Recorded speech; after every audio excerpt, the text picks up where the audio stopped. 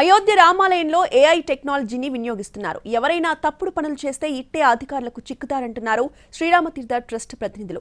అయోధ్య రామాలయంలో టెక్నాలజీ వినియోగంపై పూర్తి డీటెయిల్స్ మా ప్రతినిధి దినకర్ అందిస్తారు. రాముడి దర్శనానికి వచ్చారంటే మీరు రాముడి మదిలో ఉంటారు. అలాగే ఇక్కడ ఉన్నటువంటి హైయెస్ట్ టెక్నాలజీ దాంట్లో కూడా మీరు నమోదవుతారు. తాజాగా ఆర్టిఫిషియల్ ఇంటెలిజెన్స్ ఉపయోగించి చేసినటువంటి ఈ యొక్క కెమెరాస్ కావచ్చు, ఆ కెమెరాలో ఎవరెవరు 360 డిగ్రీస్లో కూడా ఎవరెవరు ఎలా వచ్చిపోయారన్నది నిక్షిప్తమై ఉంటుంది. ప్రతిరోజు కూడా దీనికి సంబంధించి ప్రతిదీ రికార్డు చేయడానికి అనుకూలంగా మొత్తం గర్భగుడి కింద ఎవరెవరు వచ్చారన్న దానికి సంబంధించి, అలాగే గర్భగుడిలోకి ఎంటర్ అవుతున్నప్పుడు కూడా ఎవరెవరు వచ్చారన్న దానికి సంబంధించి కూడా ఆర్టిఫిషియల్ ఇంటెలిజెన్స్ ని అనుసంధానం చేస్తూ కెమెరాలన్నీ కూడా ఇక్కడ ఫిక్స్ చేశారు. సీసీ కెమెరాలు ఉన్నాయి. సీసీ కెమెరాలతో పాటు ఆర్టిఫిషియల్ ఇంటెలిజెన్స్ కెమెరాస్ కూడా ఫిక్స్ చేశారు. ప్రతిదీ కూడా ఇక్కడ మీరు వచ్చినటువంటి మూమెంట్, మీరు స్వామి దర్శనం చేసుకుంటారు, మీ మదిలో స్వామి నిలిచిపోతారు. కానీ మీరు మాత్రం ఇక్కడికి వచ్చి ఏదైనా చేయరాని పని చేస్తే మాత్రం ఆర్టిఫిషియల్ ఇంటెలిజెన్స్ కెమెరాలు ఏవైతే ఉన్నాయో ఆ కెమెరాలలో మాత్రం ఖచ్చితంగా నిక్షిప్తం అవుతారు. అందుకనే రామభద్రుని ఆలయంలో జాగ్రత్తగా ఉండాలని చెప్పి కూడా ప్రతి ఒక్కరికి రామతీర్థ ట్రస్ట్ ఏదైతే ఉందో రామజన్మభూమి క్షేత్ర వాళ్ళు హెచ్చరిస్తున్నారు. ప్రార్థన, రామజన్మభూమిలో ప్రార్థన ఎలా చేయాలి అన్న దానికి సంబంధించి కూడా ఇక్కడ అందరికీ కూడా రకమైనటువంటి ఇన్స్ట్రక్షన్స్ ఇచ్చారు. రామచంద్ర ప్రభువుని మీరు కొలవాలి అంటే ఖచ్చితంగా ఇక్కడ ప్రార్థనను పాటించాల్సిందే, ఆ ప్రార్థన చేయాల్సిందే, ఆ ప్రార్థనతో పాటు ఇక్కడ కూర్చోవలసిందే.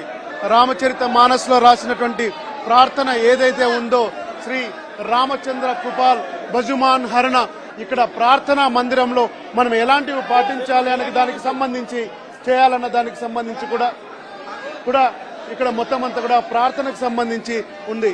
ఇక్కడ రామాలయంలోకి వచ్చిన వెంటనే మీరు రాముని తలుచుకోవడానికి ముందు ఈ ప్రార్థన చేయాలని కూడా ఇక్కడ రామజన్మభూమి ట్రస్ట్ నిర్వాహకులు చెప్పారు.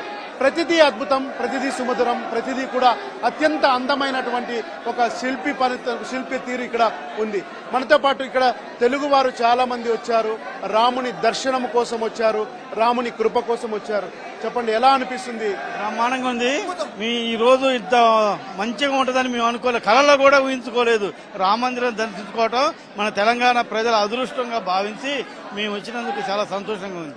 రాముని రూపం చూడంగానే అద్భుతంగా ఉందండి.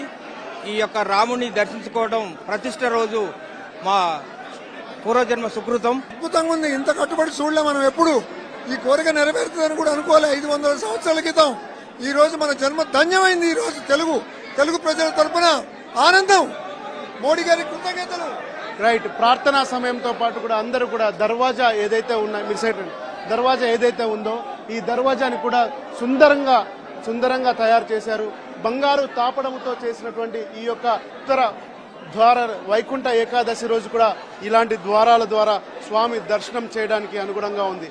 ఎన్టీవీ ఇక్కడ గర్భగుడి పక్కన ఉన్నటువంటి ప్రతి ఒక్క విశిష్టతను కూడా ఎక్స్ప్లెయిన్ చేస్తుంది. వైకుంఠ ఏకాదశి రోజు స్వామివారి దర్శనానికి రావడానికి కూడా ప్రత్యేకమైనటువంటి దర్వాజా చేశారు.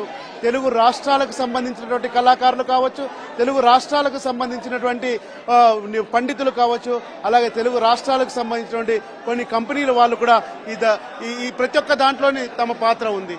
తెలుగు వారికి రామభద్రుడికి ఎంతో అనుబంధం ఉంది. ఇక్కడ గనగన గంటలు కూడా ఉన్నటువంటి పరిస్థితి ఉంది. అయోధ్య రామాలయంలో గంట మోగింది అంటే ఖచ్చితంగా దేశవ్యాప్తంగా ఉన్నటువంటి రామాలయాల్లో గంట మోగుతుంది. ప్రతి ఒక్కరు కూడా ఇది పరిస్థితి. ఎన్టీవీ దినకర్, కెమెరామ్యాన్ విశ్వపాల్తో దినకర్, ఎన్టీవీ, అయోధ్య.